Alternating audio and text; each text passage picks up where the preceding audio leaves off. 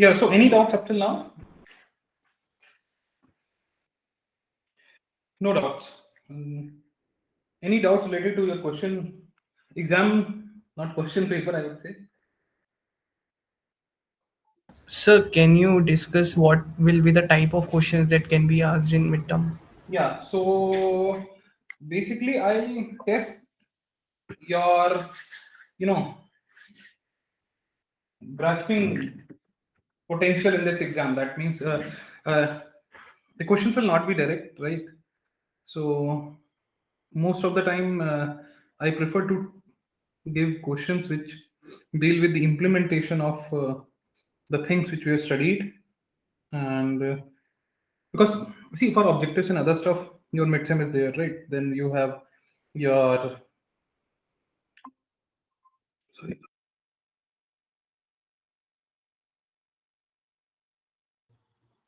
then we have your assignment.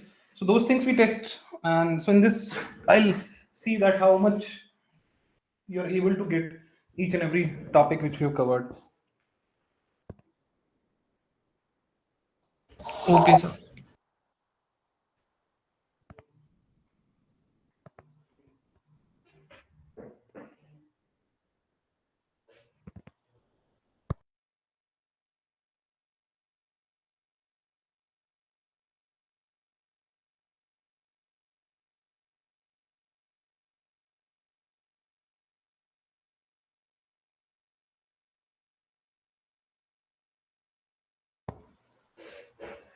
Okay, by the way, what was the last topic which we covered?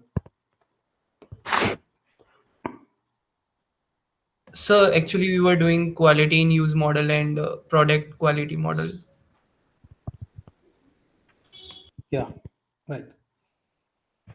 So in today's class, we'll finish that particular part, right? We Okay. I'm sorry, I forgot to present my screen.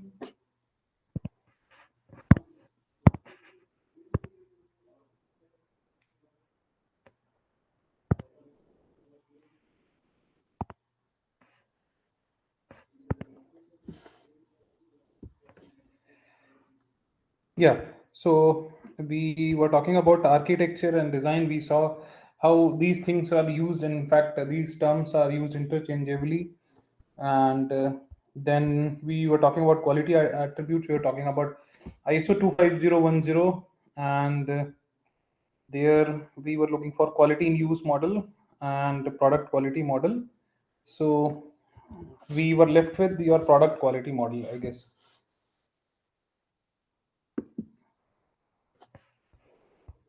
Yeah, quality in use we have covered, and we were no. Okay, I had given you a basic idea, so let me quickly finish these things, and then we'll move to a very interesting topic, which is your tactics. That is the next level of your design patterns.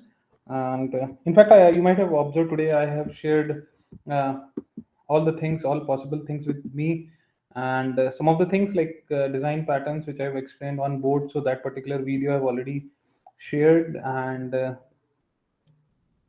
uh, in fact, I would say that if you are, uh, look, if you're preparing for the exam, then some of the topics uh, will be, you have to recognize, right? You have to identify what all topics are very important, and I will be asking the questions not directly from the topics, but definitely something which we have discussed in the class. For that sake, I would recommend all those who miss the classes to go through the videos, because that would be very important. In fact, that would be very helpful in your mid semester exams as well.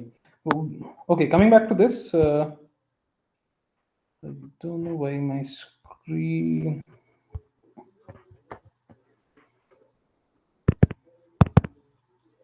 Okay, we'll manage with this. So we were talking about your effectiveness, where we said that accuracy and the completeness with which your user achieved the specified goals. And when we talk about efficiency, so basically we are dealing with the resources expended in relation to the accuracy of the completeness. uh, and ultimately, our aim is to achieve the goals. So some of the relevant resources can include your time to complete the tasks, right, materials, or obviously the financial costs of the usage, and that would be directly related to uh, your materials plus your usages. And then the next thing which we have is, sorry, just a second.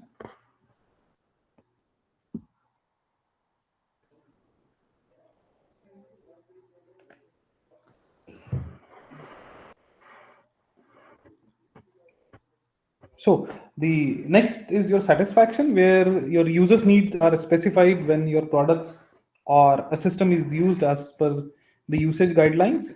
And for users who do not directly interact with the system or the product, the only purpose, accomplishment, and trusts are something which are relevant. And satisfaction is the user's response to interaction with the product or system, which also includes your attitude towards the use of your product. It depends on how you are going to, uh, with what attitude you're, sorry, with what attitude you're going to use this particular product. And then in satisfaction, we have like usefulness, where achievement of the actual goals, including the results of the use and your consequences of the use. Then we have like trust, where it means that your confidence that a system or the product will behave as intended. And the next one is your pleasure, where deals with amount of pleasure from fulfilling their personal needs. And lastly, we have control, that is related to physical comfort. See, one thing which I thought I should share with you is that obviously, see, these last uh, one lecture or 1.5 lecture is when specifically when we are talking about your 4 plus, sorry, your ISO 9 25010. These things are directly related to your theoretical part. So obviously, see, I'm not going to ask you that, okay, give details about satisfaction and other stuff, so you don't have to mug up anything. And that's something which is not at all required. My question, as I said, my questions will not be directly listing the quality attributes of ISO IC 25010. These things will not be there. So then we have like freedom from risk. So it says that, is there any risk to economic status, your health, your human life, or your environment?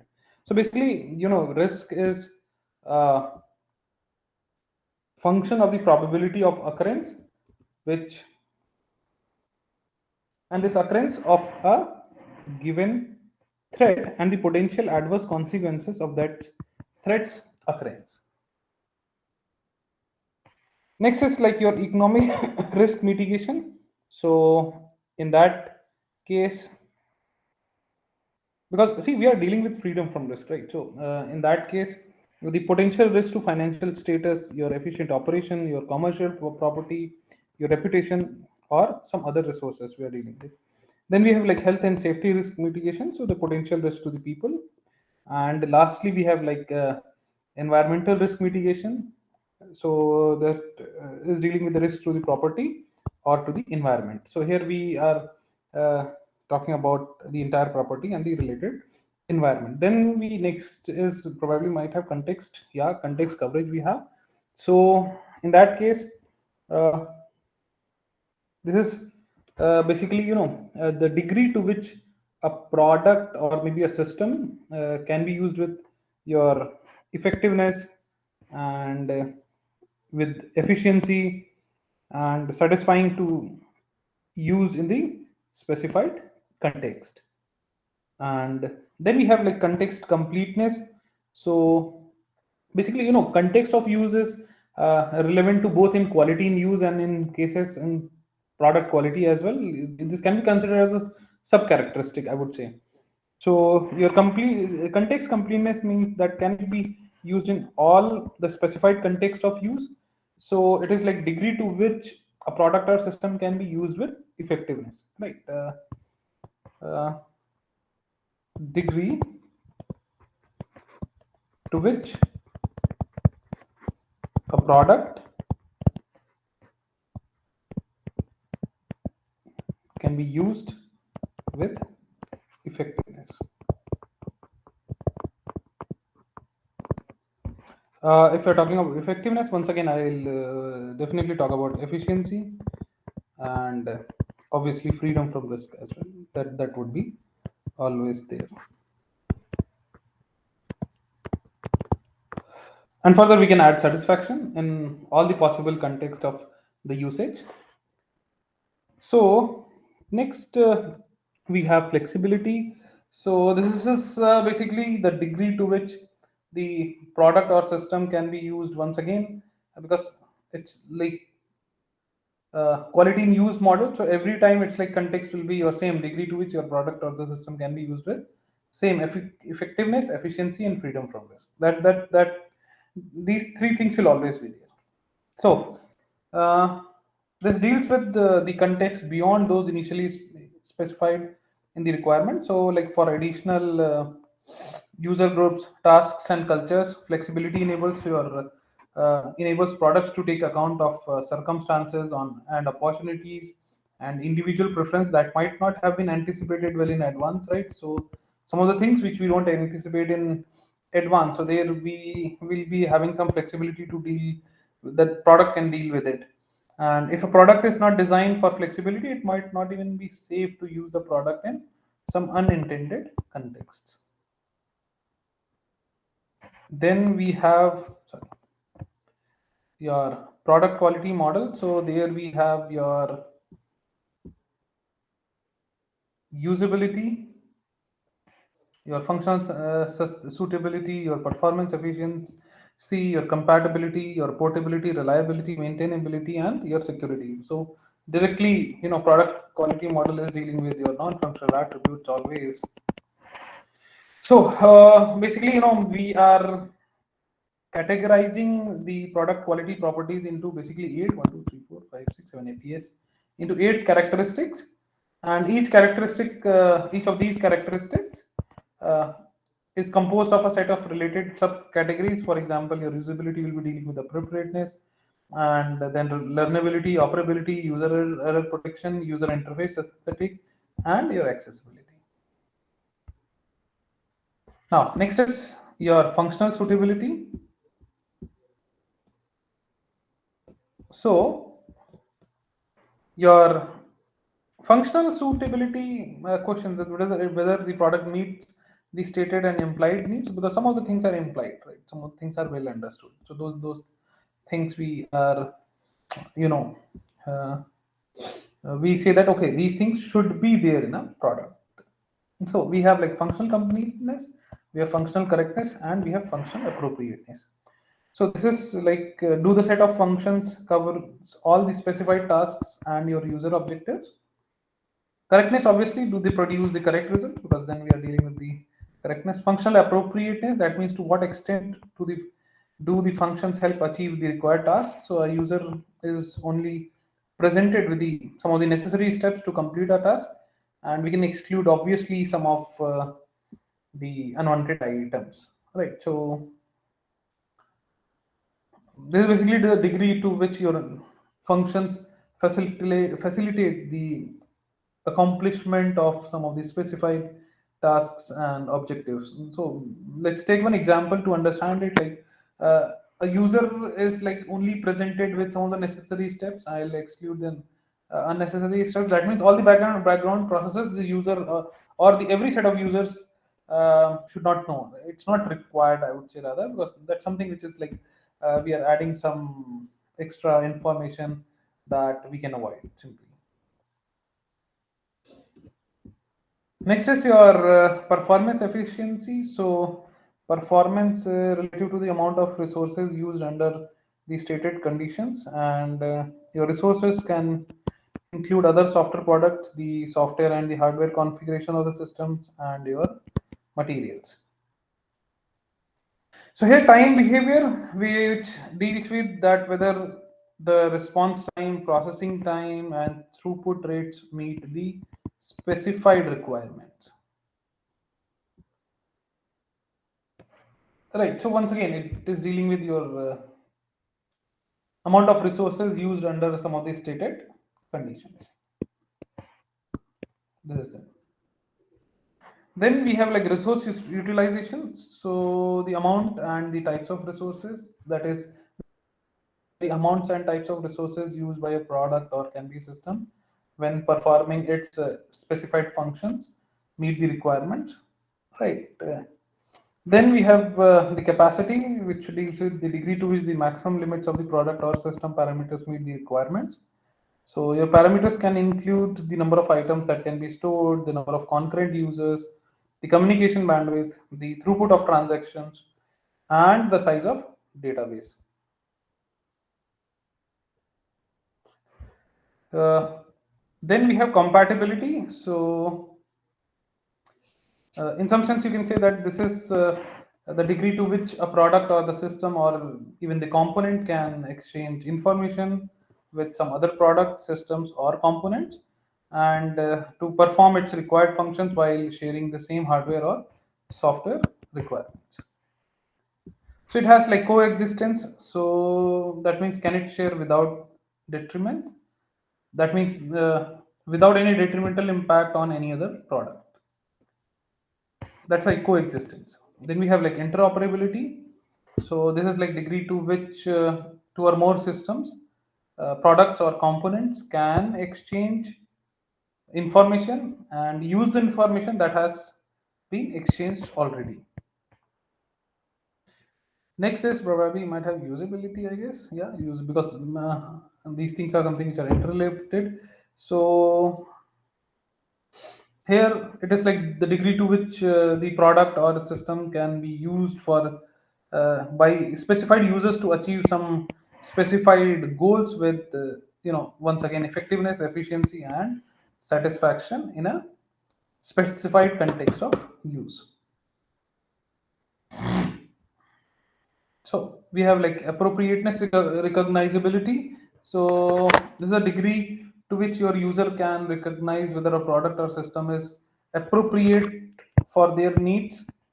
And this basically depends on the ability to form some initial impressions like demos, tutorials, and some of the associated documents which we add along with the product. Product means once again here we are dealing with your whether it is a product, whether it is a system, or it is a module.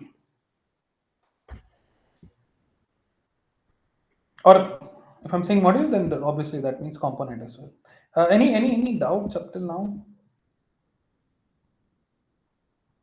Sir, how we are differentiating the quality attributes in both the model? Like how we are categorizing that these quality attributes belongs to in use model and these belongs to product quality model. Product quality model. So in use, that means I'll be getting those matrices from the end users and all the possible stakeholders who are actually using it. And in product quality model, it's basically more or less it's like something which we feel that it should be there on paper that these are the things which you are expecting and these are the things which the product is providing. So it's like you know uh, first thing is that something which is on paper. Second is something which is observed while we are using it. Right. I hope I'm Okay, able. sir. Yeah. Yeah. Then we have learnability. So that deals with learning to use the system or your product. So once again, I'm talking about the degree.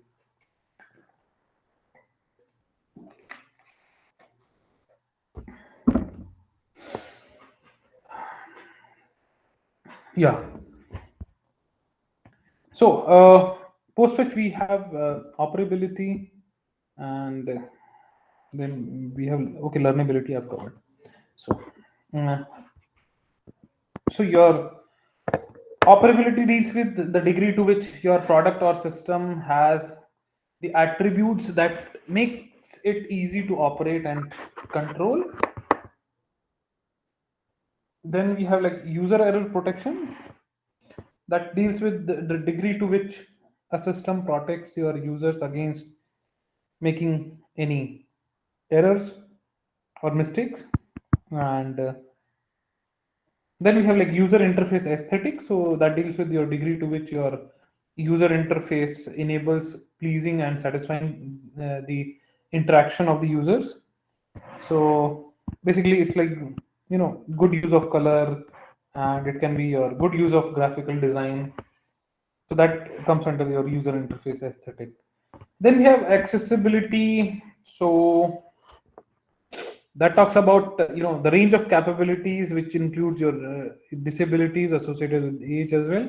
So directly, we can say that this is the degree to which your product or system can be used by people with the widest range of characteristics plus capabilities to achieve a specified goal in some of the specified context of use.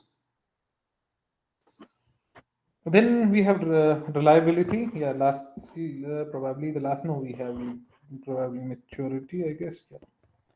So in case of reliability, what it says is that the degree to which a system, a product, or component performs some of the specified functions under some of the specified conditions for a specified period of time. So it's like I'm performing some specified functions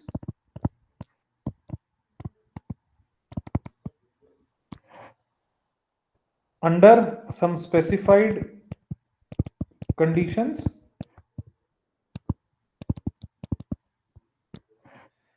for a specified period of time.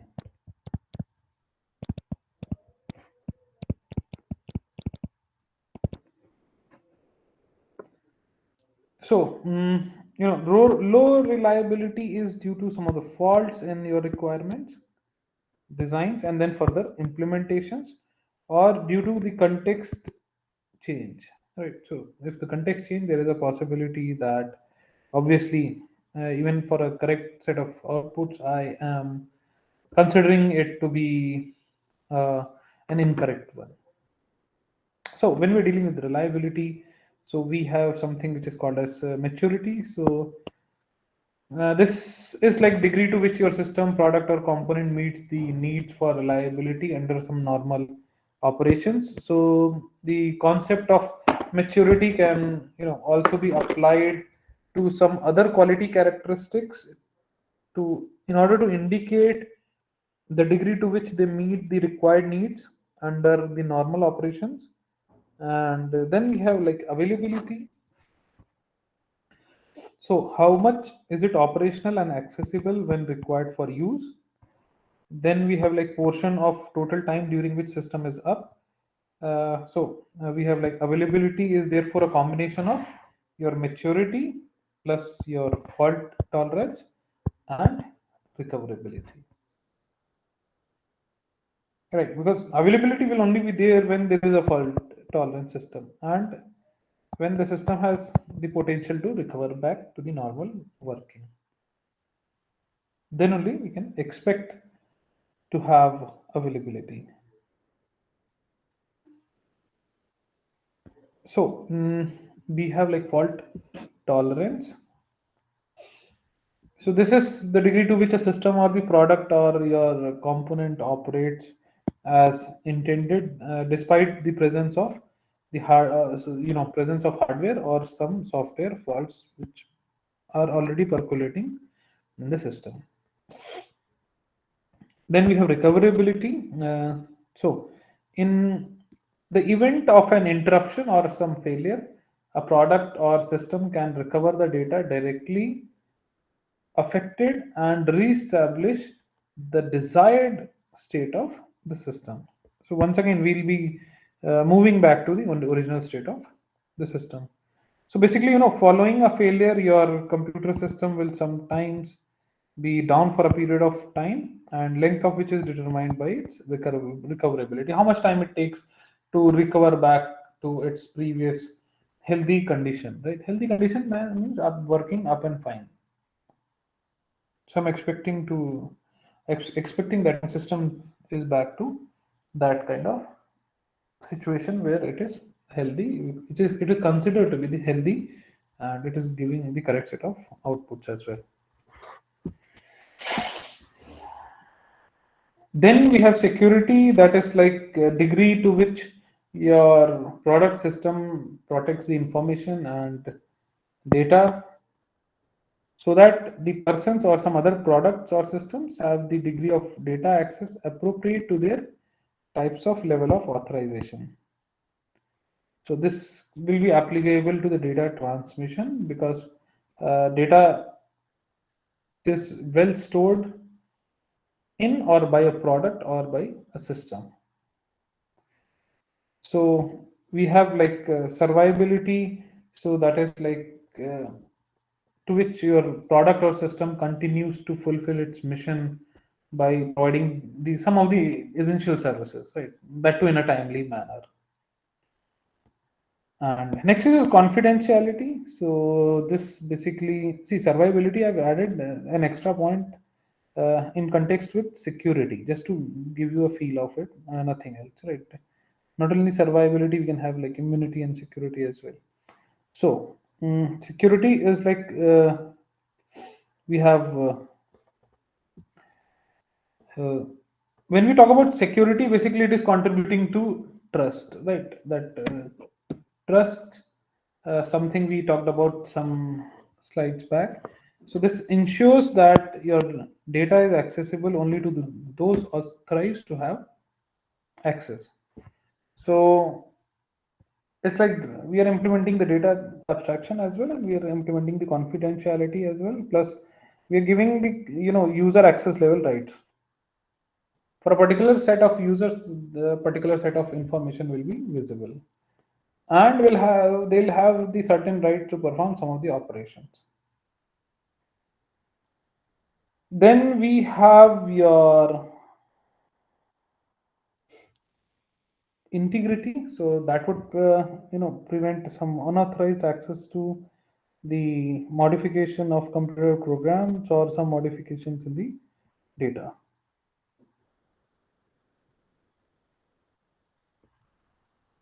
Then we have non-repudiation. So some of the actions or events can be proven to have taken place, so that cannot be repudiated later. So basically, this non-repudiation comes from another ISO standard, which is like 7490 or 74 probably 98. That was in the year 1989. Then we have accountability. So this is like degree to which your actions, to which the actions of an entity can be traced uniquely to the entity. And then we have authenticity.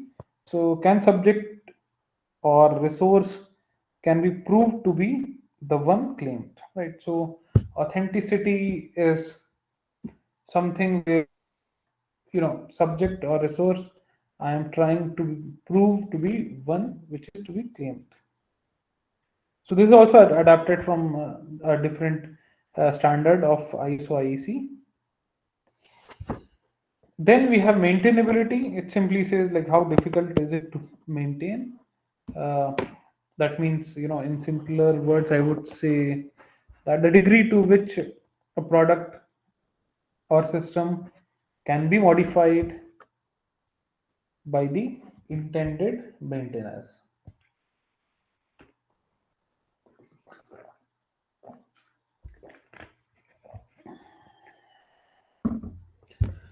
So your modification can include corrections, improvements, or adaptation of the software to change in environment and in requirements and function specifications. Your basically, your modification includes those carried out by the specialized support staff and those carried out by business or operational staff, or even to the end users as well. So your maintainability includes this installation of updates and the various upgrades we get, and it can be interpreted as inherent capability to facilitate maintenance activities, or the quality in use experienced by the maintainers. So then we have, we have, sorry, modularity, which is, the subcategory.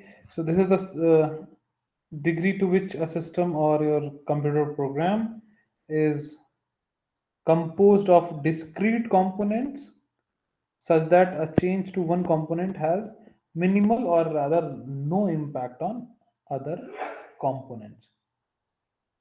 We take steps to, go for having no impact on the other components, but yes, that is something really tricky, and so at least there should be a minimal impact. Then we have reusability. So reusability is the degree to which your asset can be used in more than one system, or in building some other assets as well, right? Not only in one system, but building some other assets as well. Then we have like analyzability. Then probably we'll deal with modifiability as well. Yeah.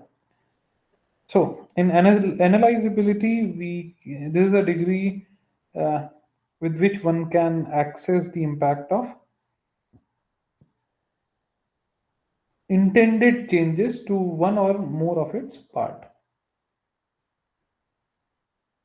So basically, we can also diagnose a product for deficiencies or cause of failures, or to identify even the parts to be modified.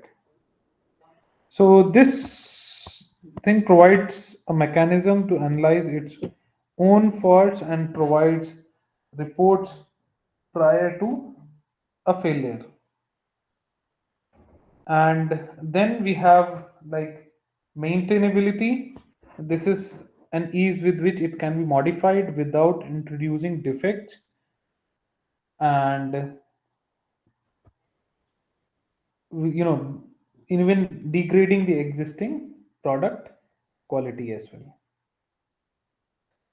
So your implementation basically includes your coding and designing and documenting and verifying the changes as well. And then we have like modularity and analyzability. This can Both these things can influence your modifiability, and modifiability is like a combination of changeability and your stability. So then we have like testability. In case of testability, this says that the degree or effectiveness or efficiency with which the test criteria can be established for a system, product, or the component, and tests can be performed to determine whether these criteria have been met. Now, next is your portability. So this is like ease of transfer from one hardware, software, or other operational or usage environment to another. Then we have adaptability. This is a ease of adaptation for different or evolving hardware, software, or other operational or usage environment. So this includes the scalability of internal capacity, for example, your screen, your fields, your tables, your transaction volumes, your report formats. And then we have like installability. So that is dealing with the degree of ease of installation and uninstallation as well. So if the product or your system is to be installed by some end user, so installability can affect the resulting functional appropriateness and your operability part as well.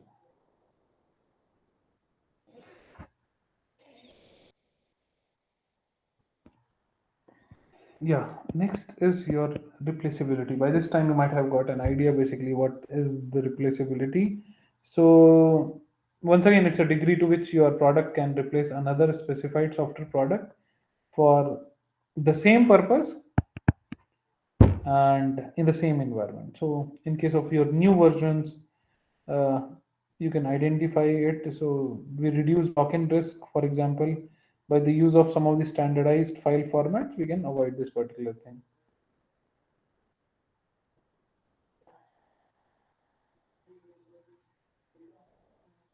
Now, next is your quality in use. So there's a degree to which your product or system can be used by specific users to meet their needs to achieve specific goals with effectiveness, efficiency, freedom from risk, and satisfaction. Like this is just to give the idea that okay, this was from where we started, quality in use, then to move to product quality, and then further we have, yeah. So this is the reference from where I took a standard document, right? Nothing I have added from my own. These things are like, it's like de facto kind of thing. I mean, once made, it's there.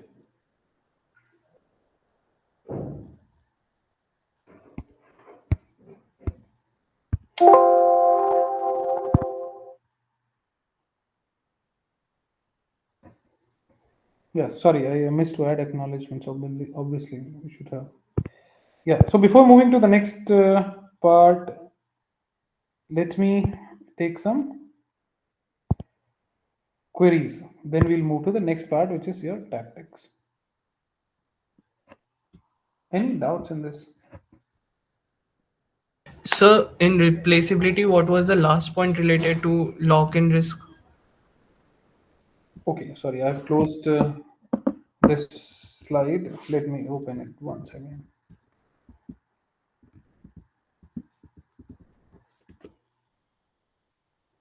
Just a second.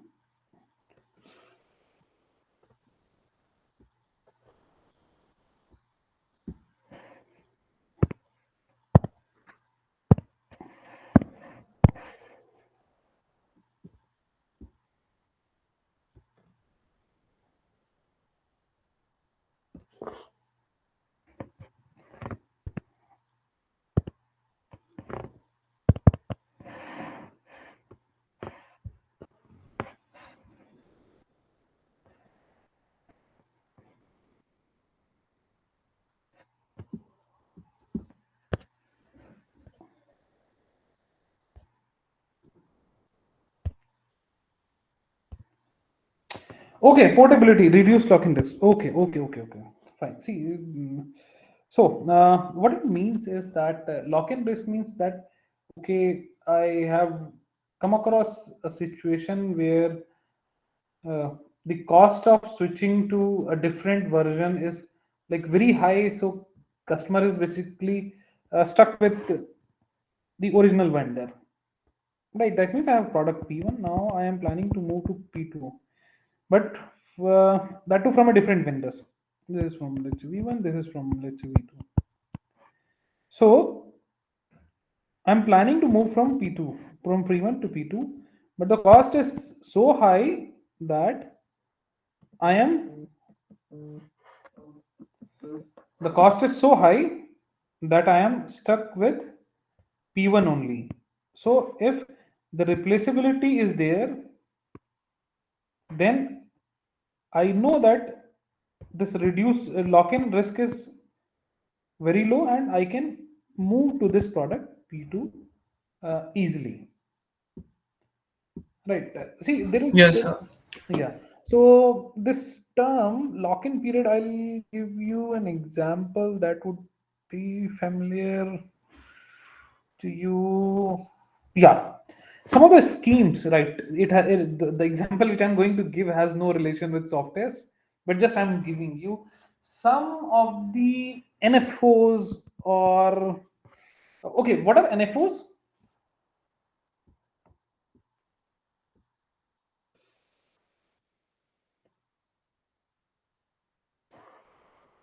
NFO? Sir, I don't know. Okay, so I'll tell you, new fund offer. So some of these companies, let's say Aditya Birla Capital or DSP BlackRock, Parag Parikh, and so on and so forth, right? I'm not endorsing anyone, right? I'm just in order to explain you. Uh, so what they do is they come up with some scheme kind of thing where you are going to invest some amount of rupees, let's say 1 lakh, and you have purchased some bonds, right? Or in fact, by giving this example, I got a very recent example. So let me finish this, and once again I'll take another example. So and this bond is like tax saving bond, so there will be the terms and condition will say that, okay, there is a 3 year lock-in period. That means for 3 years you cannot sell this bond and buy another bond. You have to stick with it, right? Recently, when uh, SBI indirectly took over Yes Bank. Yeah, right. Recall 2 years back, I think Yes Bank fiasco was there. So SBI was issued some of the shares, and the current investors were also issued some of the shares with a lock-in period of 3 to 5 years, I guess.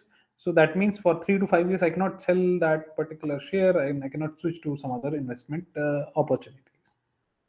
Right, so it's like lock-in. So in case of softwares, it's like I am stuck with this particular product P1 and I'm unable to move to this particular P2, but I have to, since the cost is high, I'm avoiding. So since we are dealing with the quality document, so we are saying that, okay, the replaceability should be high. That means customer can move to a different product with lot amount of ease. That kind of thing is there.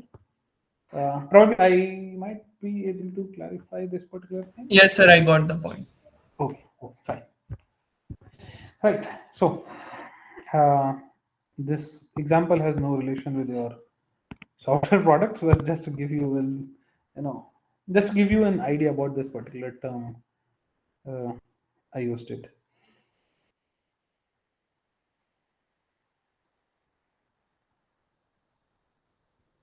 Yeah. So let me track the slides. Where are the slides? We are going to meet. You know, we're going to see the tactics now.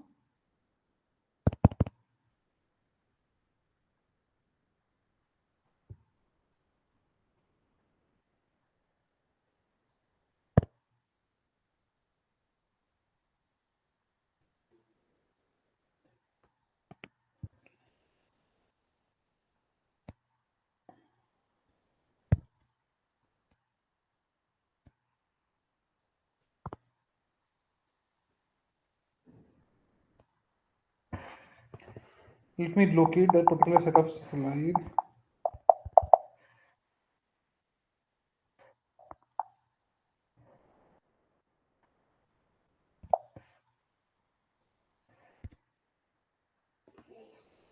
Yeah.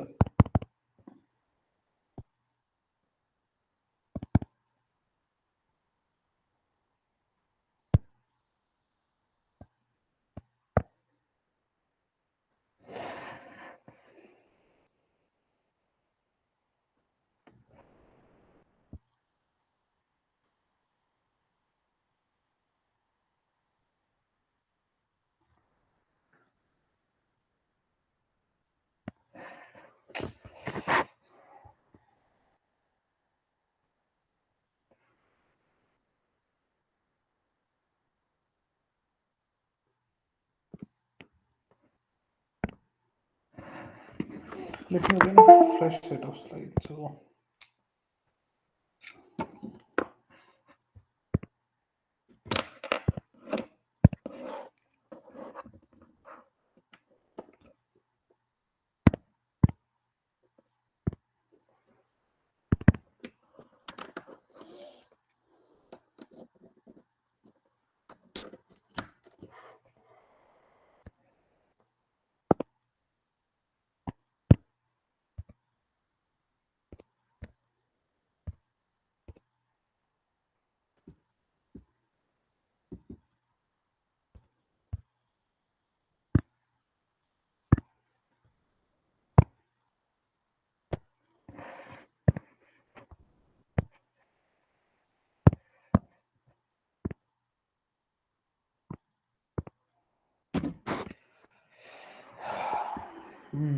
Yeah. So now let's talk about something which is called as tactics.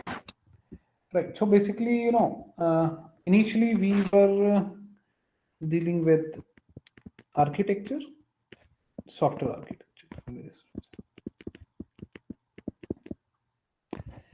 Afterwards, what thing which we studied? Sir, design patterns. Yeah, we were dealing very correct, Rahul. Architectural design pattern.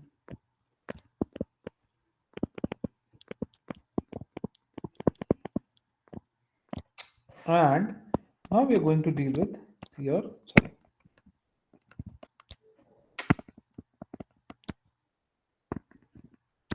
what was it? Yeah. So now we'll be dealing with tactics. So basically your tactics are, comprised within one of the architectural design pattern. Oh,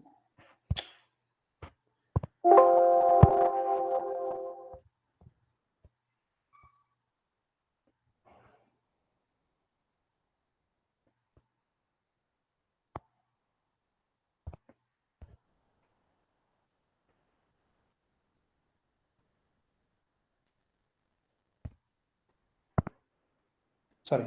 So tactics, when we say, so we are, what we are doing is that we are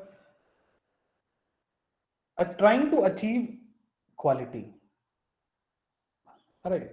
Okay. What is the general meaning of tactic? Sir, some kind of decision that we have to take. Yes, yes, yes. Anyone else? Very correct, Rahul.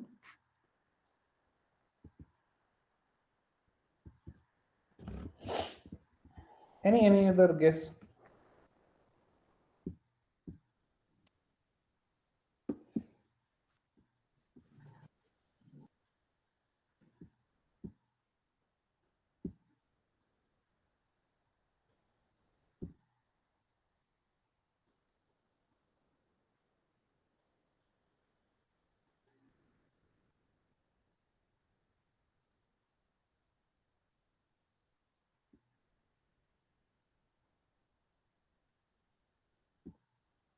No clue.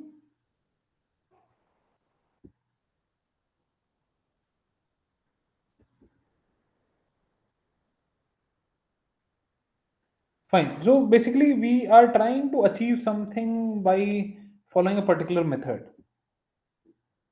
right? And that method can be some skillful arrangement, and that's like some small steps we are taking in order to achieve something. And here we, by saying achieving something, we are dealing with your quality.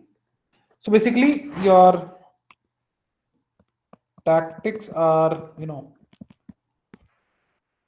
nothing but some of the decisions to achieve quality attribute requirements, right? Some of the decisions to achieve quality attributes requirements. So uh, this is like designing, uh, a collection of decisions that would result into achieving some functionality and some other quality controls. So these tactics are like the design options, right? Once again, I'm repeating, design options for the architect to achieve quality. So what we do is that, sorry, what we do is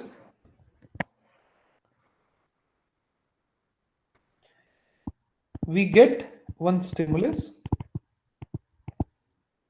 and we use some tactics to control the response,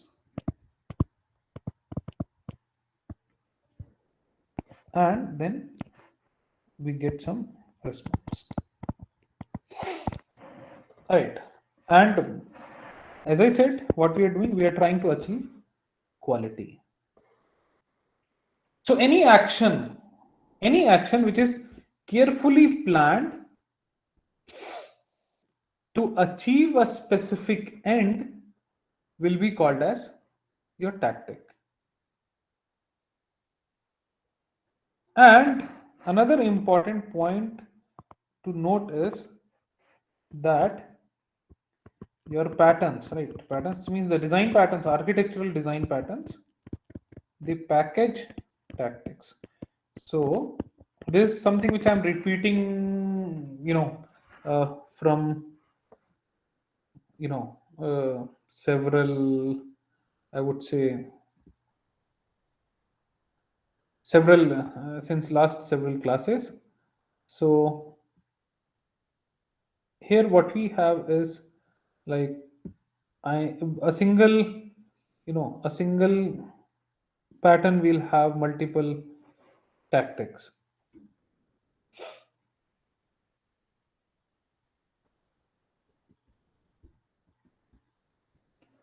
So any architectural tactic basically becomes a means of satisfying a quality attribute response measure, and that can be through some architectural design decisions. So your architectural tactic would be,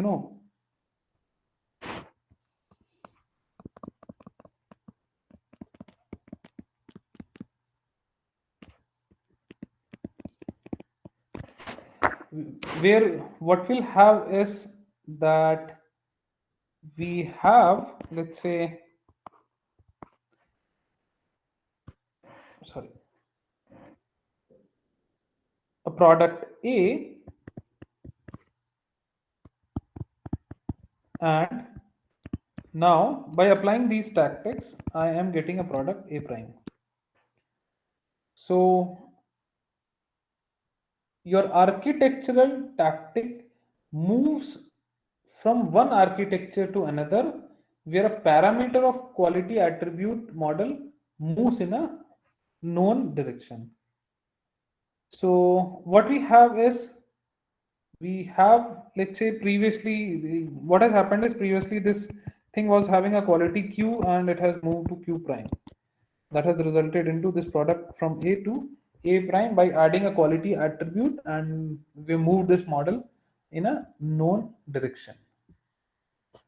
So you can say that your architectural pattern is nothing but a collection of components and the interaction to resolve multiple conflicting forces, and your architectural tactic is a transformation that will move in the direction of resolving a single quality attribute force.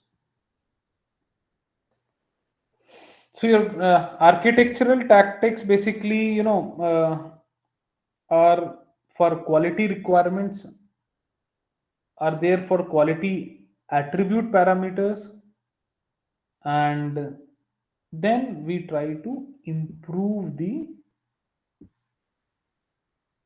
or we try to achieve some quality. Now what we have is, uh, when we talk about quality, so availability comes to your mind, right? So few points to note are like, sorry, each tactic is a design option,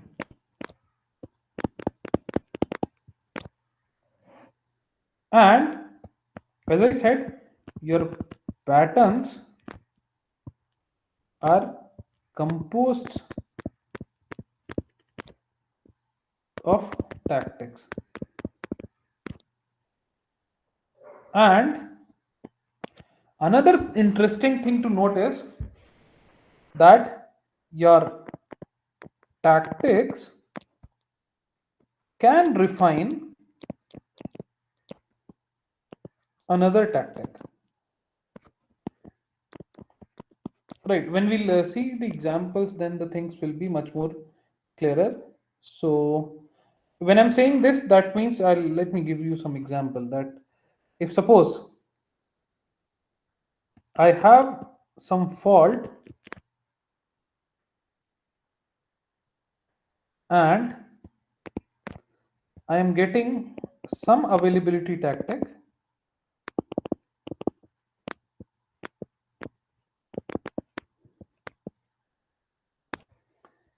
then what we get is we get a fault masked or sorry, or the repair is done.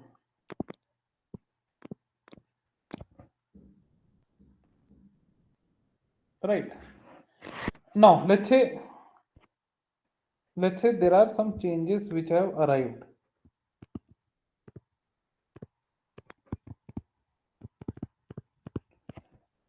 In that case, I'll have some modifiability tactic,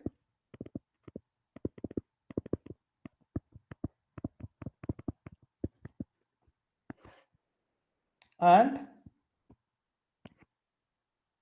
what we get is that changes are made,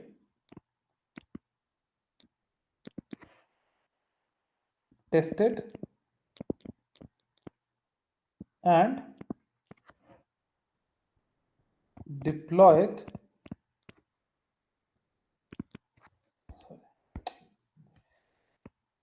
within time and budget.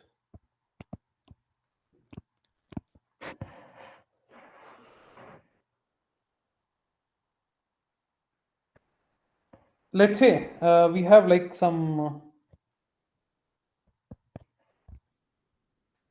sorry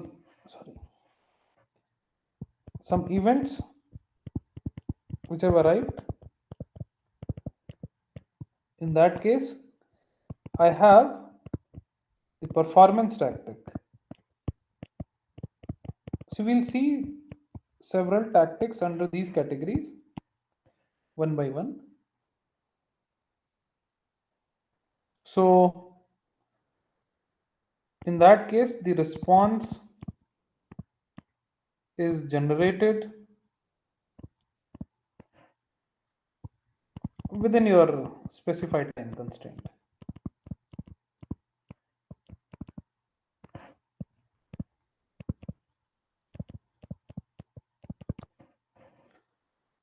Similarly, if suppose uh, we observe any attack,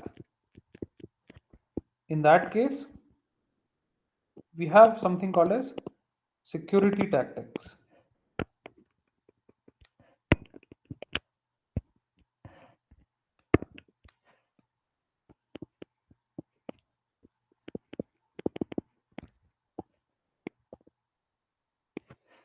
So there your system basically detects, resists, and it can recover from the attack as well.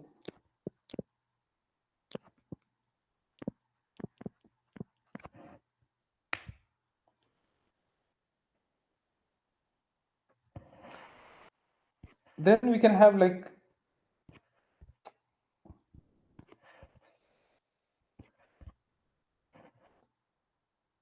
completion of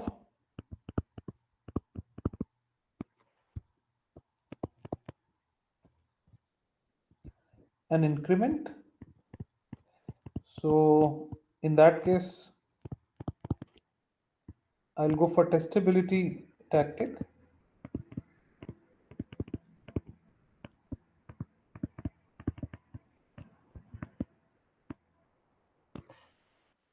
And then obviously my faults will be detected. Then we can have some, let's say, user request. So in that case, I'll have some usability tactic.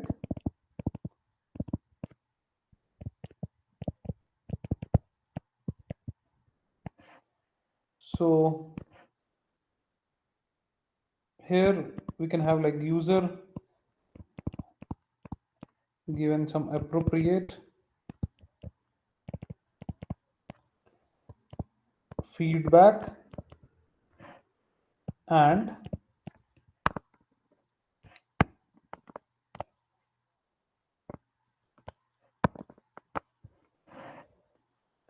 assistance. Right. So these are some of the things where we have like usability tactic, you have testability tactic, we have security tactic, and then sorry, then we have performance tactics, we have modifiability tactic, and we have availability tactic. So these tactics we'll see what all can be a possibility tactic for let's say, availability. So in that case, let's say, if suppose I am talking about availability as for this quality attribute, I can have, you know I can detect the faults.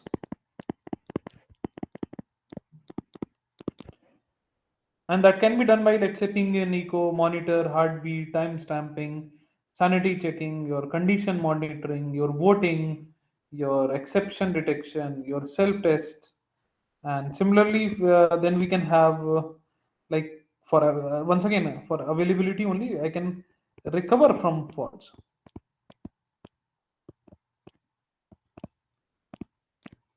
Right. And this recovery can be done either by, preparation and repair,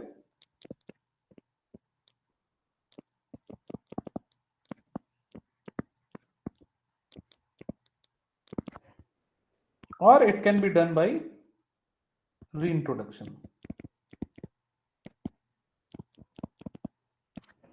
Right. So there are several options, right? For reintroduction, we can have like shadow, we can have state synchronization, we can have escalating a restart, we can have non-stop forwarding. Then for preparation and recover, we can have like active redundancy, we can have passive redundancy. We can come up with the concept of spare, we can have some exceptional handling. Obviously, we can have your rollback, your software upgrade, retrying, ignoring some faulty behaviors up to some extent. Then we can have degradation, then we can have reconfiguration, and then we can also have like uh, we can also prevent the faults. Right, and this can be done by like removal from the services. Then we can take care of the transactions. We can have some predictive model. We can have, let's say, you know, uh, let's say, exception prevention. We can increase your competence set. So this was like about availability. So we'll talk about detecting a fault first, right? Initially, we'll talk about detecting a fault, and then we'll talk about recovery from the fault, and then we'll deal with preventing a fault. And post which, we are uh,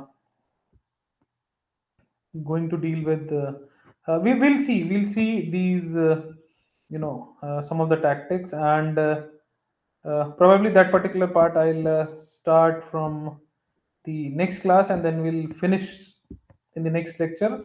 And in the meantime, I'll also share one assignment, so that you know I'll give you a good amount of time to submit the assignment, but that would help you in preparing for your midterm exams, right? You'll get some idea that we'll in the next class we'll talk about ping and eco. We'll talk about a concept called as voting and some other stuff. So some interesting things are there. Just like your design patterns here, also we'll talk about some of the interesting stuff, and probably that we'll start from the next class. So let me take some questions now, and then we'll finish the today's lecture. So we were saying that in design patterns we are using multiple tactics, Yeah. and we are also saying that means we are to for the tactics we are using design patterns. So sir, how both are different means how they are means why we are using design patterns for the tactics and why we are having tactics in design patterns. Huh. So mostly, the bigger concept is like I'll have the design pattern, and this design pattern will comprise of various tactics. Right? We can have T1, T2, T3, and so on and so forth. In some of the occasions, right? Let's say for detecting a fault, I may only rely on a single tactic, which is ping and echo, which is only dealing with the request and response, and that fits into my client server architecture. So the vice versa is possible, or else majorly this is the scenario. Okay, sir, means vice versa is possible. Yeah, in some of the rare occasions, on some of the rare occasions, Yes, sir. when we'll talk about ping and echo, so there you'll get the idea that okay, this is something that exists and we never notice that kind of thing would be there.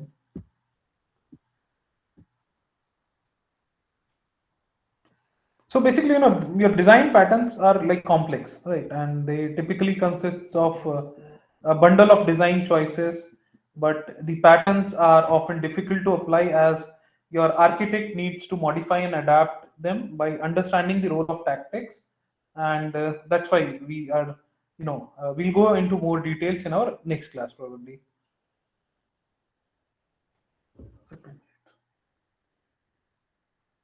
30 minutes. Fine. Yes, sir. Yeah. Any other doubts? Let's take some more doubts. We have another 4 5 minutes.